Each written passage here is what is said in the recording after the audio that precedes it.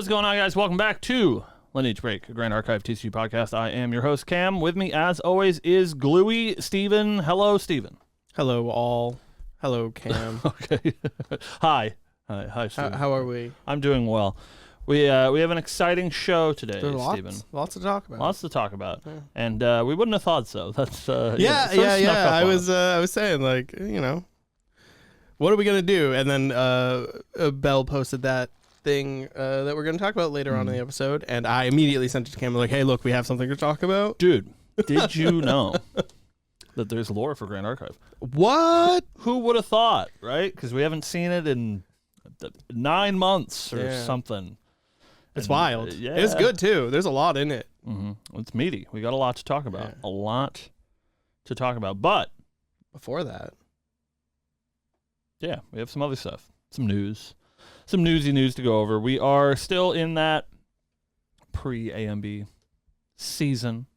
Spoiler season has not started yet, but 2 weeks from now, 15 days from recording, we do have our developer live stream where we will get all of the juicy details about our champions and, I assume, the content creator spoiler season will be announced. We are happy to announce that we will be doing a spoiler for Grand Archive. We do not have it yet, but our spoiler will be on September 21st.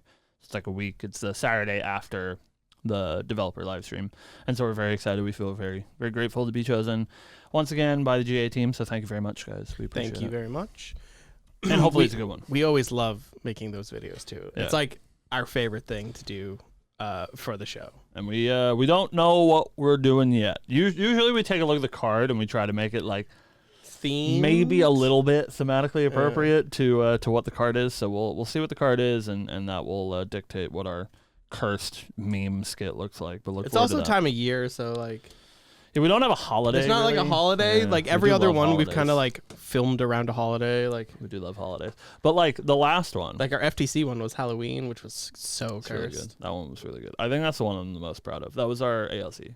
ALC. Oh, ALC. Yeah. But like last time, we did May the 4th, which is not a real holiday. Yeah, but I think that's my favorite because I'm not the cursed one on that. Yeah. Well, I just mean that like maybe there is a holiday that is not a real holiday that is around our. Oh yeah, we could look. Right, like it could just be some cursed day on the September 21st National Pretzel Day or something. And then there's pretzels everywhere. Yeah, right. I don't know. We'll figure it out. So yeah, we were very excited to do that. We have not seen the card yet. So we can't even tease that it's like, oh my god, it's a busted or broken card. We don't know. We don't know what our card is yet. So we will find out maybe soon. But aside from that, a couple of things that we have to cover before we get into the meat of our episode. If you guys did not catch it this week, as we mentioned, there was a lore article released called Regaling Regalia. Regaling Regalia. Regaling Regalia. So we're going to talk about it today. I have a whole list of notes. We're gonna go through some things, try to find some spicy references. Read between the lines, as they say. As we do. But before we do that, first of all, there was a like. I don't even want to say that it was an announcement. It was very strange. We got a like clarification on prize cards that we didn't think that we needed, which is interesting. So they announced a while ago that for Ascent Singapore, and I believe for Ascent Toronto as well, that the top 32 card for Path of Steel would be reprogrammed, which is still a card that we haven't seen. And so we're like, oh, it's a new card. It's like playable. Reprogram's a good card. Cool. We get it's sort of on that like same line as Exercise Curses, where it's like, it's fine. It's like, it's playable. It's not like super exciting, but it's a playable card. And if you want to play your prize cards, you will probably play it. We got a clarification this week that is not the case. Apparently reprogram was to be the top 32 card for silver at Singapore, because Singapore does have silver, right? Yep. And the top 32 card for Singapore and for Ascent Toronto is actually Academy Guide, which is pretty crazy. Huge. Yeah, I think obviously it's not a reprint that matters. It's not like it's going to help the supply of Academy guides. But I think hopefully this is the norm going forward. I think this season is the first time with Lightweaver's Assault that we're getting these like staple SRs printed as prize cards. I think like obviously printing however many, I guess in this case 64 Academy guides that are prize cards, it's not going to like affect the market, the price. So I like that you can print these like very good, very playable cards because not only does it mean that they are worth more for people that want to sell them because they're like a playable card. There are psychopaths like me that want to put all of these CSRs into their deck. But it also is nice that you get that sort of playability aspect that if you top 32 one of these events, it's way more likely that you will be playing a deck with something like Academy Guide than it is, something like Exercise Curses. So I hope, fingers crossed, that going forward, these like high level events like regionals and like Ascents will have hopefully staple SRs in that slot. Like Dungeon Guy would be sick. Stuff like that. Yeah. I know that they don't want to hurt the like promo equity of things, right? So like I assume that's why it's Academy Guide and not Dungeon Guide. Because we already have promo Dungeon Guides and we have like fancy versions of that, and so you don't want to like cheapen those. So Academy Guide is a card that currently only has one printing. So it's pretty cool to get a promo CSR version of that. So it's very exciting. We won't win them, but we'll look at other people win them, and that'll be cool. Woo! Speaking of art, Ascent Singapore. Ooh. And art. Correct, you are, Steven. Important for some people. Important for me. Very much. They announced the artists at Ascent Singapore. Now, something that I'm not going to air any grievances. No issues with... I see Bibu on your phone, and she's distracting me. It's not my fault that you retweeted it. I'm distracted. I've been lost in the Bibu sauce. Man, where did I come from? Where did I go, Steven? We're talking about art. In Chicago, it was a little bit disappointing that there was no artists at Ascent Chicago. I assume that was sort of just a planning nightmare. But I'm really happy to see that Ascent Singapore is going to have some guest artists. Hopefully Toronto will too. Hanju, come to Toronto. I know she's Canadian. But the artists for Singapore have been announced, and their like special playmats have been announced, which is super cool. So first is Pinax. They are going to be in Singapore, and we have a gorgeous reprint of Sudden Snow. Great art. They do great work. Always blown away by Pinax's art. So you can get Sudden Snow reprint, playmat exclusive, and of course they'll be there like signing stuff. They made a post on Twitter about like working on drawing on those like blank tokens because they're a little bit hard to write on, I guess. They have like a coating on them like most trading cards do, so they're trying to practice. And I didn't like put two and two together that they posted that like a week ago. And I should have been like, maybe that means they're going to an event. But it's like, oh, that's cool. Hopefully I see them somewhere. I won't see them because we're not going to Singapore. Also, huge for me is the second artist for Singapore is going to be Jubei, who unfortunately could not make it to Worlds. But they will be at Singapore. So anybody who missed Jubei at Worlds, you can find them at Singapore. And they will be bringing not only a very cool artist playmat featuring Kongming of undetermined art. I assume this is not champion art, just a card that has Kongming on it. But it has also been announced that Jubei is the artist for Kongming, which I've been waiting since her announcement to know. Who is the artist of Kongming? It is Jubei. And so that is very exciting for me. Thank God. Thank you to our bestest father, Trenton, who will be going to Singapore and will be delivering my wads of cash to Jubei for mats and artist proofs and stuff of Kongming. So it's very exciting. It's very cute. Yeah, Cam is going bankrupt after this. It's really tough. It's going to be a tough 6 weeks for Dad. But yeah, very exciting to have Kong Ming's artist finally announced. Woo. Who's Jin's artist? Yeah, where's my Jin love? God, let us know. Who's Jin's artist? Maybe they'll be in Toronto. Who knows? That'd be fun. Maybe we're spreading the love. I mean, like, obviously these artists are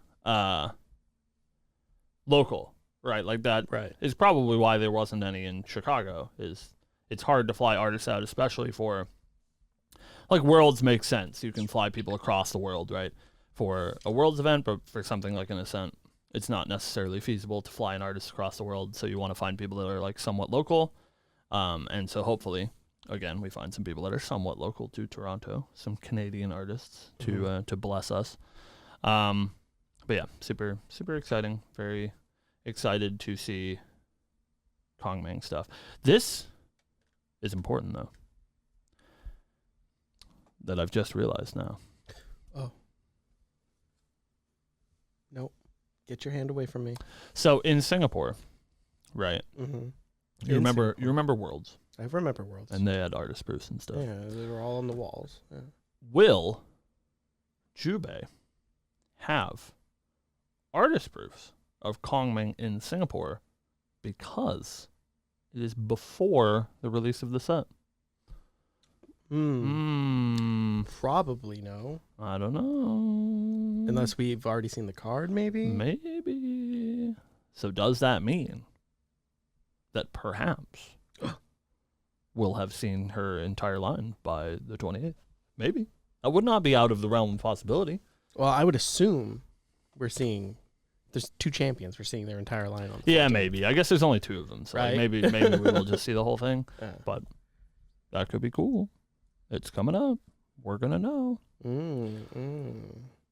Speaking of being a knower, Steven. Yeah, I'm a doer. I'm doing a lot of talking today. Help me. What do you want? I don't know. How you doing, Steven? I'm doing all right.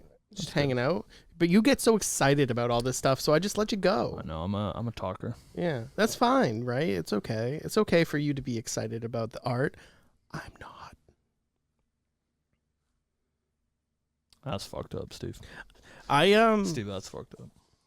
I'm happy for everyone enjoying their Kong Mings, but like, where's my Jin love? I need to know what he does. I want to see more art for him. He's been getting neglected. Just like I am. Neglected? Yeah. How many URs for Jin have we seen so far? Oh, so cool. We've seen 2 URs, but look at all this art. They both have art on those URs that have Jin in the art? I don't think so. They're not Jin. Okay. Yeah. All right. Anyways. We're being neglected just because we've seen the cards. I want a Jin mat. Yeah, well, maybe Toronto. We don't know who the artist is. Yeah, maybe it's Hanchu. You know, she's right around the corner. Have her show up to Toronto. I'm just saying. I don't even know if that's true. But anyways, yeah. Kong Ming's all right. She's great. We're very excited. We love Jubei. I do indeed love Jubei. Figured out this week that Jubei is the first ever Grand Archive artist because they did the art on Honorable Vanguard. Oh, that's super cool. The first Grand Archive art. Pretty sure Jubei is also the new Tristan artist. Yep, and Tenoris. Yep. Yeah, they do a lot. They do a lot. Lots of good work. Lots of good work and more to come. Yeah, somebody said in chat maybe it's Hanchu that did Jin. That would be cool. She's Canadian. Yeah. Get her to jump over to Toronto. Yeah, I would spend money. Be pretty neat. I drop money. It's really hard for me to like recognize artistic styles, because they're also like different. Good. Yeah. I don't even know that, like, obviously they're different, but like I'm not an artist, so I can't like discern how different they are. Yeah. I just like see pretty art and I'm like, wow, that's pretty. Ooh. I couldn't be like, this is this artist. Right. I wish I could, but I can't. So it's almost impossible. They all look really good. Yeah. I just sit there and go, ooh, it's pretty. Yeah.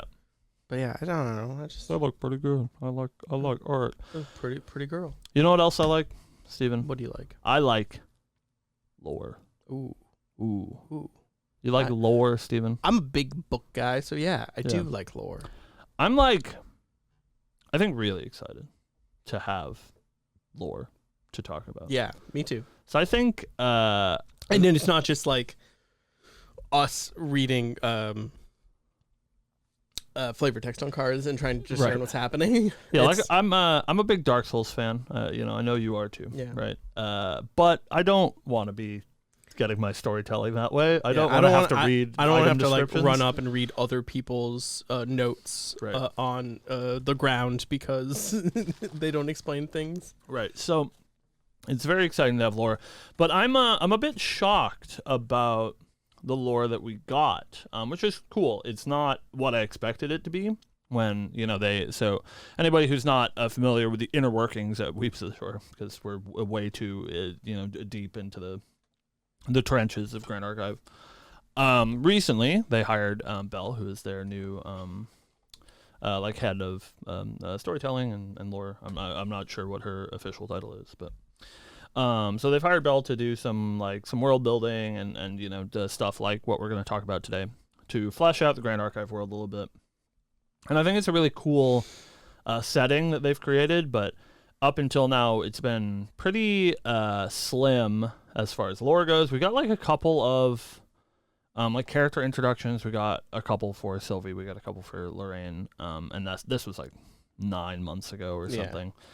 Yeah. And we've gone through now 4 sets that we've gotten passing notions about what's going on. We got a little bit on the Obliviate and Vanitas, right? But not too much. Yeah, you can sort of read between the lines to figure out what's happening in FTC and in Alchemical Block, but it's nice to have some direct things to talk about. And so today we're going to be talking about Regaling Regalia, like we said earlier.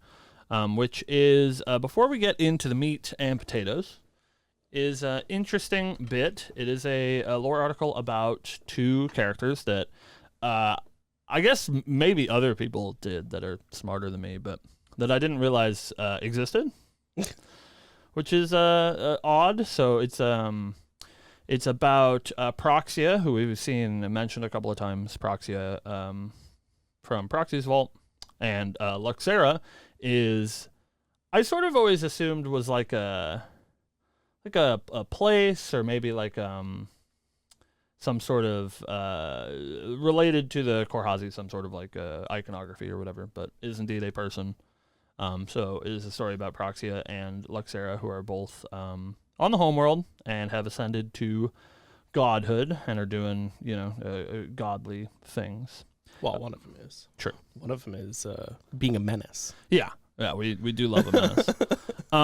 But so if you guys haven't read it, make sure that you do. We're going to spend some time. I have a whole list of notes talking about the article and some things that we picked up on, some interesting points of conversation. But of course, if you haven't read it already, make sure you read it before we do all the spoiling and tell you all the cool stuff that's in this article.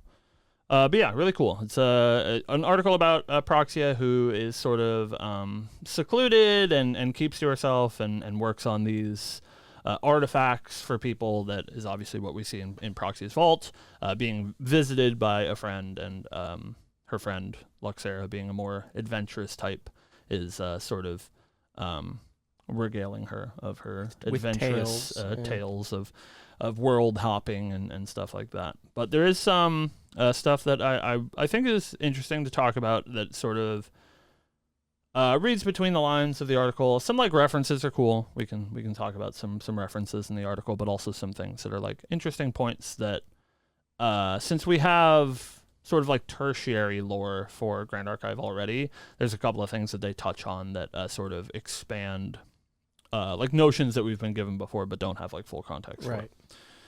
for. So I ordered my my bits and bobs in order as they appear. So if you guys want to follow along as I monologue, of course, Steve, is there anything that you want to talk about, Steve, before I start monologuing at you again? I'm a monologuer. Well, not really. I just want to get into the discussion of this. Get into the potatoes. Right.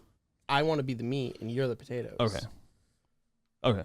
All right, I'll be the potatoes. All right, it's potato time. So the first thing that I want to talk about is that they describe in the sort of introduction of these 2 characters, Proxy and Luxera, they give a description of both of them, Luxera's is a little bit harder to like pinpoint.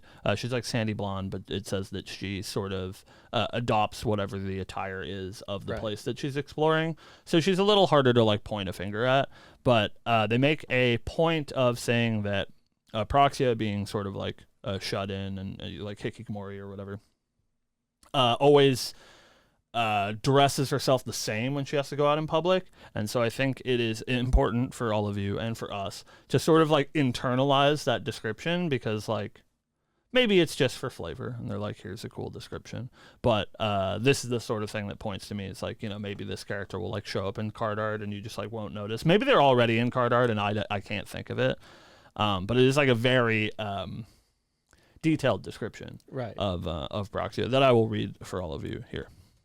Proxia is described as wearing a flowing gown of sparkling twilight navy with a cinched bodice of gossamer silk.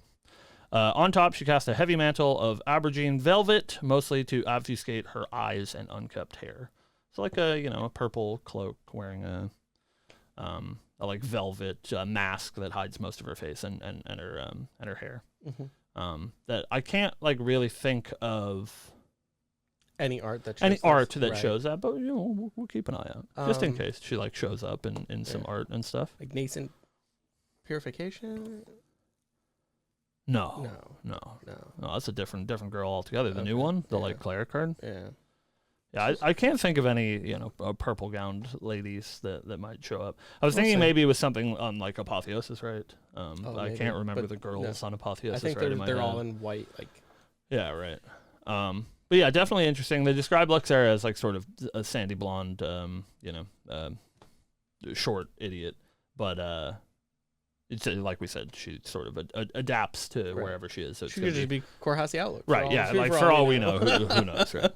But yeah, so I thought that was interesting. Did spend time with the Korhasi.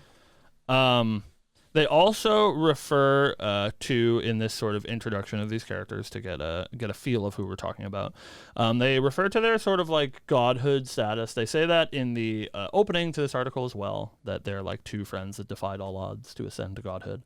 And there's a quote from Proxia that I think is really interesting to talk about, that says, "You really ought to be more careful. We're not just champions anymore, and it won't set well with the others if they found out," referring to Luxera doing some world hopping and some exploring on her own.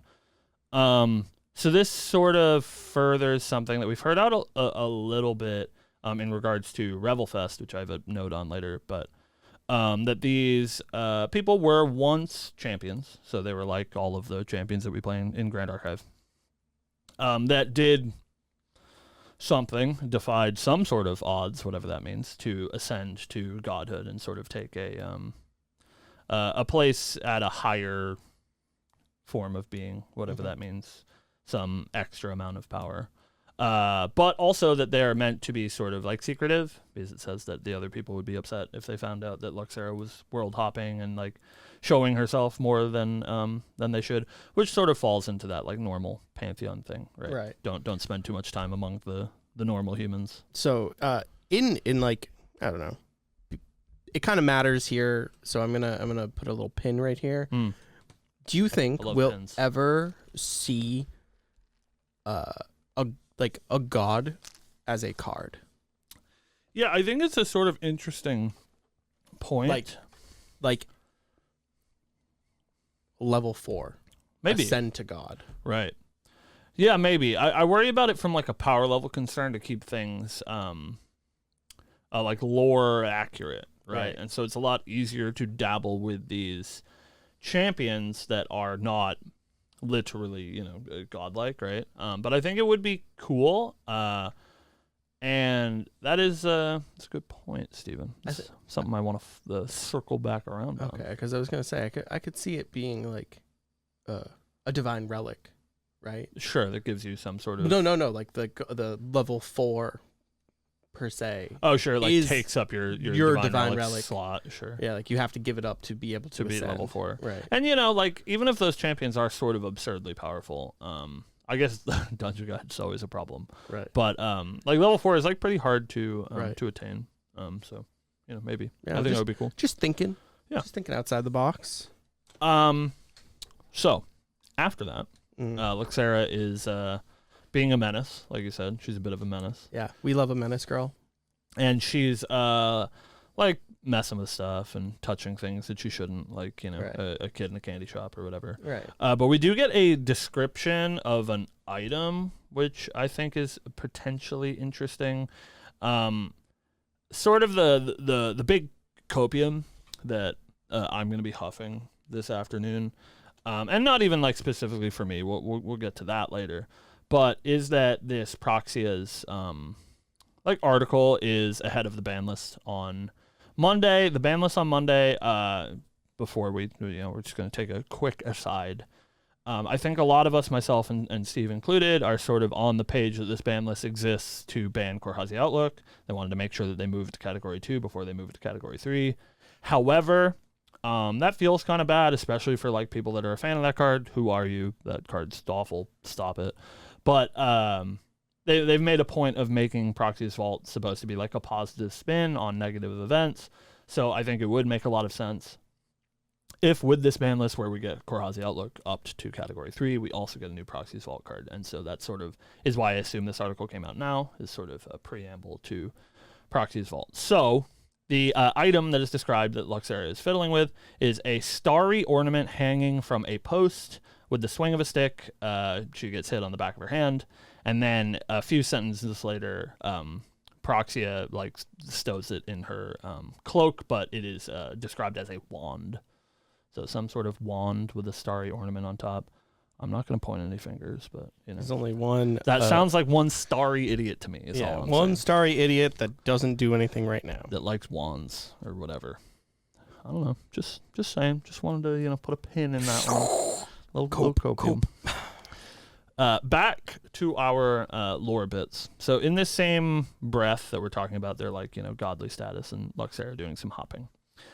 Luxera says something in regards to Revelfest, which I think is quite interesting because that's I think a large part of Grand Archive that we haven't really gotten fleshed out what exactly that means. We got like a little description when they announced it the first time, but so Luxera says, "Don't worry, if someone challenges you at the next Revelfest, I'll show them the real power of a god. I owe you one anyway." So when they announced Revelfest, they said that it's sort of a like festival where champions can challenge gods for their seat. So sort of like, I challenge you to a duel. If I win, I take your godhood and assumingly strip you of yours. But in recent memory, nobody really does that, and it's sort of just like, everybody have fun, and like, sure, a champion could challenge somebody, but like they never do. But this note from Luxera obviously confirms that champions can challenge gods for their godhood, or at least I don't know if it's like a direct exchange. That part is unclear. If it's like you strip them of theirs and you take their seat, or you just like also join this pantheon, it is a little bit unclear. But so it sort of tells us that that is how that works, but B, that this is also like somewhat regular in that it's something that is likely enough that it comes up in casual conversation, that they're like, oh, don't worry, if somebody challenges you, I'll be your champion or whatever. Assumingly not all gods are great at fighting. I assume Proxy is not the fighting type, so she might need to name someone champion in her stead. But I thought that was pretty interesting. Hopefully when Revelfest comes around, which I think is supposed to be this month, but we haven't really heard anything about it. We'll get a little bit more background in that. But that is what I wanted to circle back around to, is that I think it would be a cool way to like meld the lore with the game, is that during Revelfest, if there was some sort of like community event which decides which champion challenges godhood or whatever, and if they're successful, they maybe get, some sort of... Yeah, that's cool. Yeah. Godly status would be pretty cool. Yeah. And I think that would be the place to do it, because apparently that's the place where you do it. Maybe. I had a thought. Mm-hmm. Maybe it's their way of LLing. It's our living legend, yeah. Yeah, a champion, where it's like, because we don't actually have like a rotation or whatever. Yep. But it's a way to like this champion's been around for too long. They've ascended to godhood. You can't play it anymore. Mm-hmm. I think that would be cool too. I'm a big referring to Flesh and Blood's rotation system. I'm a big fan of that. Should it become necessary, sort of way to, if we do stay in this like legacy format forever, to sort of rotate heroes that are maybe too powerful. I think at this point, we don't have anybody that I really feel is at risk of that. But there are definitely some things that could go wrong. Characters like Rai are always a concern with the text printed on their card. Yeah, I think that's interesting. It's cool to hear about Revelfest. Hopefully we hear a little bit more. Yeah, I'd also like to point out that Luxera calls Proxia a tsundere here. Mm-hmm. And I thought that was cute. Is anime so does this mean canon? Well, I don't think it's canon. I think just that means that Luxera has been to our world and is a fan of it. True. She is a world weeb. hopper. She is a hop in worlds. Yeah. No, current Earth. That's fair. That's a fair point. All right. Moving on, we have a couple of the next few things to talk about are all references to Grand Archive things that maybe you've picked up on if you're a big Grand Archive fan. So the first is in reference to Scepter of Lumina. Mm-hmm. We hear Luxera say that Scepter that you made last time was a huge hit, and describes that it was a hit with some local god that has a ice dragon as their guardian, and there's a conversation about how cute this ice dragon is. And also that, quote, the keeper was adorable too, but her personality sure was far from it, which is talking about our girl, Lunette, Frostbinder Apostle from Cambria.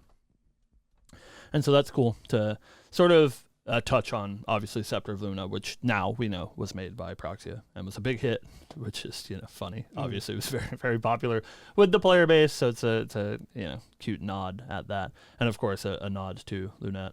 I think it would be cool to learn who that is, because Lunette is not a god. She's like a priest, right? But whoever she works for, whatever this Frostbind god is with the Guardian Ice Dragon, would be pretty sweet. So, let us know. After that, now that we've learned that Luxera has been doing some returning to Cambria, we have an interesting bit about Luxera's map. As we mentioned earlier in the show, didn't assume that Luxera was a person who dropped this map, that it was maybe something bigger than that, but it turns out it was just a map that belonged to Luxera that we see in Luxera's map. So Proxia asks her if she found that map that she lost, or if she still needs to get a new one. And she says, quote, shoot, I almost forgot about that. When they got their hands on the map that I dropped, they definitely knew I wasn't just a normal member of the Korhazi. I had to leave it in a hurry, just in case, because of that. I didn't really get a proper look at how they've developed since the last time I visited. I wanted to see if any of the gang was still kicking, she pouted. I was hoping to tease them for getting old. So, Luxera, big old dummy, drops her map in Cambria. A godly artifact. Right. And so that's why you see in the art of both of the arts of Luxera's map, it's somebody that's like, it's a map of the globe, assumingly Cambria, that like they all seem like pretty shocked by. They're like holding it up and it's making a big globe move. Oh, yeah. Because obviously they didn't make it and they don't know where the fuck it came from.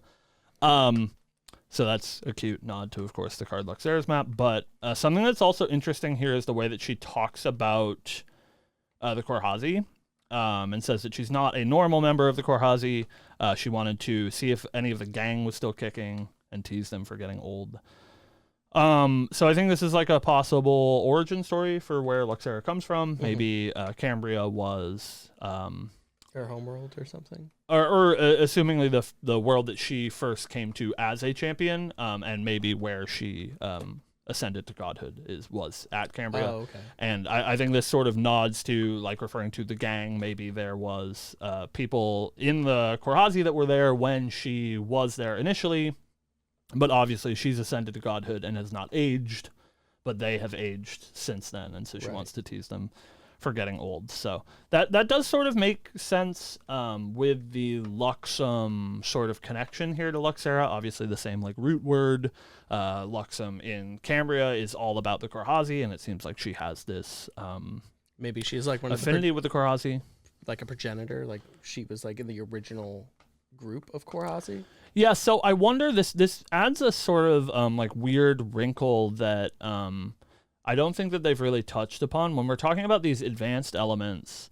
The developers, like Silidar said a couple of times, that it sort of depends on the world in which ley lines are active. Right. But it's unclear if the like pantheon of gods have anything to do with that, because Luxera is so closely tied to Luxum, the advanced element. I'm not sure if that means that like gods in the pantheon have a sort of advanced element that they are attached to. Maybe not necessarily, but maybe it can be. Like Luxera is obviously very much attached to this Luxum element.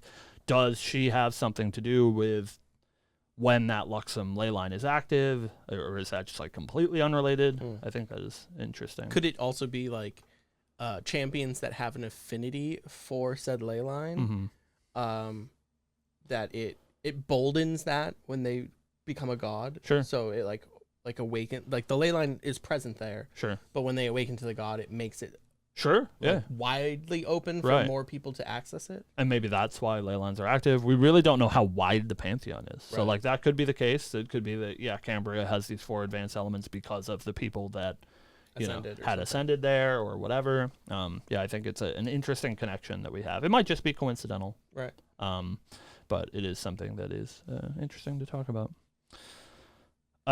Last but not least on our list of references of things in Grand Archive, Proxia takes Luxera into her sort of like antechamber where she does all of her tinkering. It's behind like a big mirror that disappears into the wall or something, some fancy illusionary magic that keeps this hidden workshop. And she describes what she's done sort of as this prolific artifact maker. She's got like a long list of commissions that she takes, and even it mentions that like even godly figures aren't above trying to like send her gifts and stuff to appease her just to get her to do these commissions because she's so good at these like dream weaving artifacts. And she describes that lower ranked champions always requested a weapon, but after one particularly avaricious request, she grew bored of tempering and sharpening blades and sought to craft more intricate and provocative artifacts, which is obviously a nod to Sword of Avarice, which apparently you can anyone who thinks Sword of Avarice is a problem, you can blame Proxia. She's the one that made it, apparently. For assumingly Lorraine? Calling Lorraine a low-ranked champion as well. Get fucked, nerd. Assumingly. Maybe Sword of Avarice was made for somebody before Lorraine, and Lorraine just ended up with it. Yeah. But and it also interesting that so Proxia and Luxera are friends, right? Luxera obviously has this deep connection with Cambria.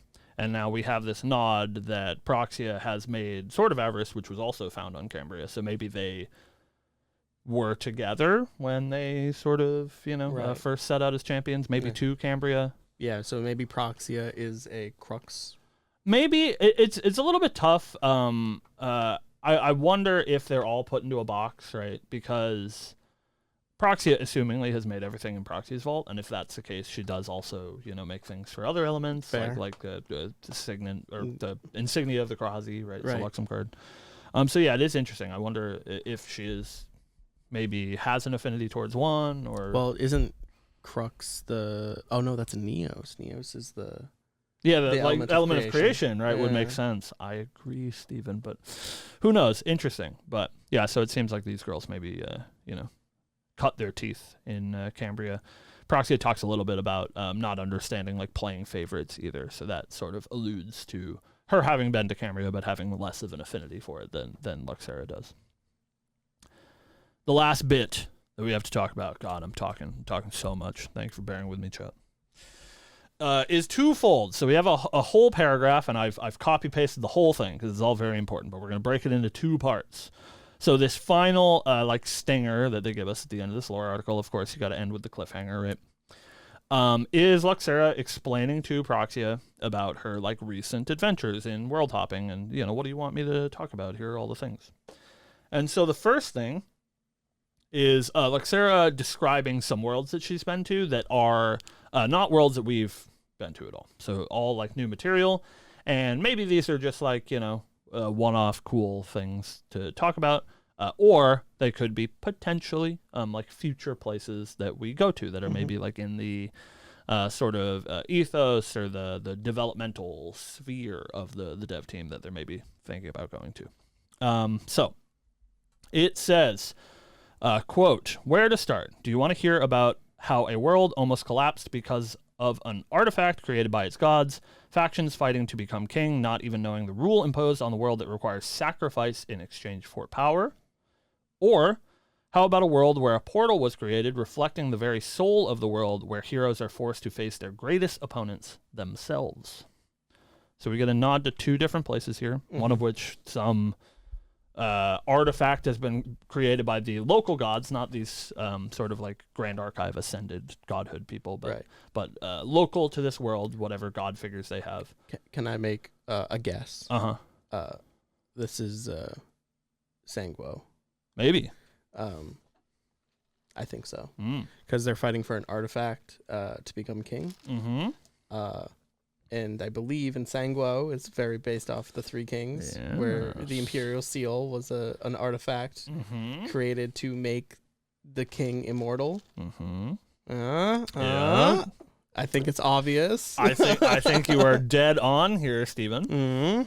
So yeah, maybe this is talking about Sanguo and references sacrifice in exchange for power, which could be interesting for our future in Mortal Ambition.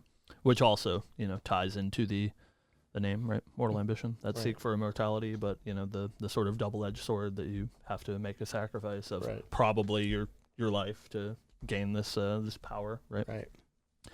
Very interesting. And then secondly, we have a bit about a world where a portal has been created that is a reflection of the world itself, and you have to like fight cursed mirror versions of yourself, which also could be interesting. I don't know how they would do that mechanically, but that is very interesting that you get like we're Kingdom Hearts fans, right? Get your heartless versions of you or whatever. Yeah, it's pretty cool. I'm into it. Maybe we get Kingdom Hearts World. Ooh, don't even. Not literally, but no, I know. Literally. So yeah. And now for the bit. All right, now listen. This is not a bit. Okay, this is not a bit. I think that this is very clear. What it means is where the copium comes in, right? But we will get over the facts, and then we'll move on to the copium after that. All right. So the facts. Okay. This last bit of this quote from Luxera says, "Oh, you know what? I just remembered one that you'll definitely be interested in. It's about this champion that went to Azoth. I think I've talked about her before. She's always coming up with some crazy contraptions, but this time it's really good." So this is obviously in reference to Arisana. There are only two champions that went to Azoth that we know of, and it's Arisana and Diana. Diana is not a cursed tinkerer that makes contraptions. Ari is. So they're obviously talking about Arisana. Exciting. Here it is. So it's really good. It's really good. It's like and it's in italics and bold. And really is bold. Yeah, bold and italics. It's really good. It's not Overcooked. You wrote this article, Roger. Stop it. All right. So I think there's two options here. Option A, which is I think the peak copium. We'll start at the top of the copium. No, and we'll move down. You start at the bottom. Right? Okay. All right. We'll start at the bottom. It was a feed for dream. Yeah, that's fair. All right. So we'll start at the bottom. This is like the most likely. Yeah. This is a reference that we're setting up for ALC Alter in January, and Ari will get some new cards, and these cards will be good or whatever. Right. And this is what Luxera is talking about. I went over to Azoth after, this is assumingly present day, and after all of the things that happened to Mercurial Heart. It's like, oh, I saw Ari was working on some shit, and it's real good. And then we get it in ALC Alter, and that's the thing that makes the most sense. Reasonable. The peak copium is that we're getting an Arisana Proxies Vault card that comes out on Monday with the ban list. Right. However, yeah, and we've been talking about it all day. And I'm gonna pop your bubble. You're popping my bubble. Presumably, every Proxies Vault card has been made by Proxia. Yep. Proxia does not know about this thing Ari's supposedly has. Well, that's really good. She's learning about it right now. Right. So why would it be a Proxies Vault card if Proxia didn't make it? So we see in this article that every time Luxera tells a story to Proxia makes some sort of remembrance of it to cement these stories that she's been told, or she uses it to influence some of her future designs. So it is possible that she uses this story that Luxera tells her to make something in that vein that is, according to Luxera, obviously very interesting to her. She says, oh, you'll find this interesting. Right. Let me tell you about this cursed contraption that this dummy has made. And then maybe she wants to make one of her own. But I agree that it is less likely that that is the case. And I think it is more likely, if we're getting a Proxies card, that it's this like ornament that they talk about. But that doesn't have to be for Ari. It could be for whoever. Right. I'd also like to point out that it's not exactly this verbiage, but they do bring up a fact that Proxies Crystal of Remembrance, or Proxies Crystal or Remembrance Crystal or whatever. Yeah. She makes these like big tapestries that are made out of crystal or something, and they describe the things that Luxera has told her. Right. Yeah. Seems a very interesting phrase of words to add. I could see this becoming a regalia in the future. Maybe. So definitely interesting. Yeah. So that's all of our copium. That's it. Roger, Bell, let us know how we did. Did we miss anything? Tell us if there's any hidden secrets in there. Did we go too far? Are we too deep in the weeds? I think we're too deep because Roger did say overcooked. I was up until 5 a.m. Taking copious notes. Yeah. So that's how we feel. We love lore. Thank you guys for writing it. It was a wonderful read. It was great, and I hope we get more in the future. And I hope I get to see what Luxera looks like soon because I'm in love with her already. Yeah, so I wonder if we'll see them on cards. I think that's also very interesting that they become these like. I think it would be cool. Something that I think would be really neat. That here's my idea for you, and I promise I won't sue you, Weebs of the Shore, if you want to take this. I think it would be cool that anytime we get a Proxies Vault card, that we get something like this. I think it would be really cool if the way that they introduce the Proxies Vault card is this. That like, here's your lore article. We're catching up with Proxy and Luxera. They're making shit. You read through the article. At the bottom of the article is the new Proxies Vault card. You know, I think would be really cool. I think it's cool to like flesh out these characters and give them more stage time. And I always really like when you sort of, for lack of better words, force the player base to interact with your lore, right? Where it's like a lot of the lore in all of these card games you can just like holistically ignore, but I like when it's sort of folded into the development process. So like, we get the new Proxies Vault, and sure, you can scroll to the bottom of the article, but you do like have to click on this lore article, and assumingly you should read it, and then at the bottom it gives you the new card. I think it's really cool. And I think it would be cool to see Proxia interact with other gods. Like we learn about the other gods through this. That are assumingly making commissions. Correct. It seems like she's quite popular. So yeah, I think that would be cool too. We learn a little bit about, whoever ascended from wherever. Right. And what cursed artifact they need to be made for God knows what reason. Right. It'd be very interesting to see. Yeah, definitely very interesting. So, that's it. That's our lore. I hope you guys enjoyed it as much as we did. We did really enjoy it. We like talking about the bips and bobs.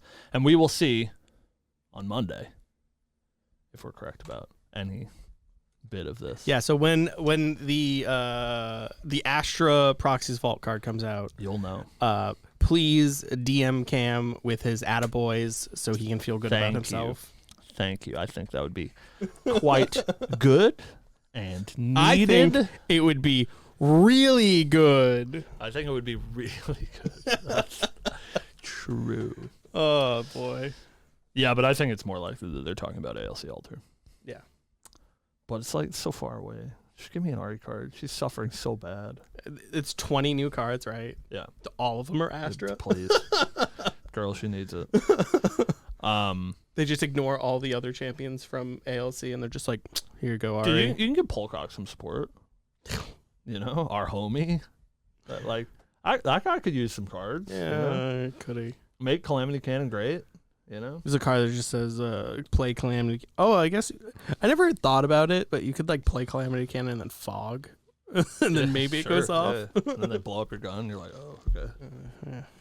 You know, you just use Seeker's Rifle. Can't blow that one. True. And then they cast Song of Frost. Yeah. So that was cool. It was good to be able to talk about some lore. Again, hopefully we get some more in the future, but that is why they hired Bell, is for stuff like this. So it's very exciting. And it's good to see that hiring Bell immediately just blew it out of the water, right? Like the bits of lore that we've gotten over the last like couple months has just been absurdly great. Well, it's just way more too, right? Like we got for the first time on the product sheet of Ambi, we got it's like 3 paragraphs of lore about Tangua, which was written by Bell. I believe she wrote all of the like story bits, or at least most of them for Mortal Ambition. So hopefully we get some like plot. That's a thing that like really bothers me about like Fractured Crown and Mercurial Heart, is you can like sort of piece together what happens and be like, yeah, I think this is how this whole thing resolves, but like the whole plot of Grand Archive, like as a thing, is these champions are sent to these places in crisis, and they have to solve said crisis. How did you do it? We never know how it's solved or if it's resolved. But how did Lorraine beat Merlin? Whose grave is Sylvie sitting at in Gentle Respite? Like what's going on? Like why is she so sad? So I'm hopeful that in Mortal Ambition we can get like some semblance of what's going on. Like, oh yeah. How did Tristan get off Cambria? Yeah, right. Like, I did hear. I think that was in the. Oh my God! It's all in my brain. Nah, I'd win. Yeah, Lorraine says nah, I'd win. Yeah, it's like, and then solved. I think in the anniversary stream, Belle was asked about that, and I think she said that she was writing something for Tristan. I don't know if we'll ever see it, but I believe she was writing the lore for I'd Tristan. love to see it. Nah, I'd win. That's I'd good. win. Yeah, that's good. I get it. They're a small team. It's we're asking for a lot. But, right. We're sorry that we love your world so much we're like that we want to know everything about your world, and we want to be able to. I need 15 books right now so I could read them all. The books and the anime put you out of business because you spend all of your money making an anime, just like Forceful. That's they aimed for too much anime movies. Just one anime movie. How about that? We just want one anime movie. Just Cambria, so we know how Merlin dies. Right. Nah, I'd win. It's like 4 minutes long. It's nice and easy.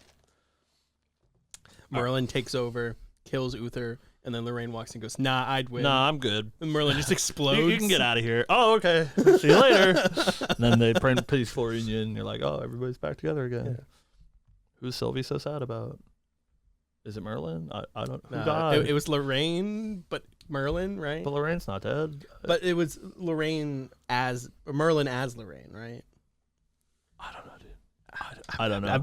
I'm all right. We're rambling too much. Hey, that's all we have for you guys this week. Hey, thank you guys for watching. We appreciate it. It was fun to talk about. Hopefully we get more opportunities to talk about the lore. Like we said before the show started, you give us one of these lore articles every week. We will cancel Lineage Break, and we will be a 100% lore-dedicated show, I promise.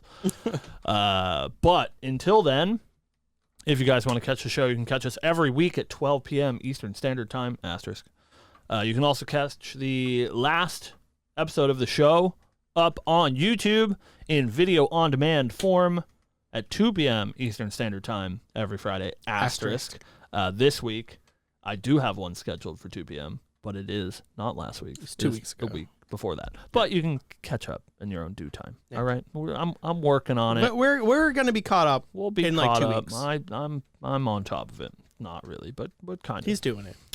So yeah, thank you guys for watching. We will see you same bat time, same bat channel next week. I think next week we'll be here. We'll be here next week with nothing to talk about. So give us something to talk about. If you have topics for the show, let us know in the YouTube comments, and we will take those to heart. All right, thank you guys for watching. Thank you guys. Ooh. Woo. Fuck this shit. Woo. Woo. Woo.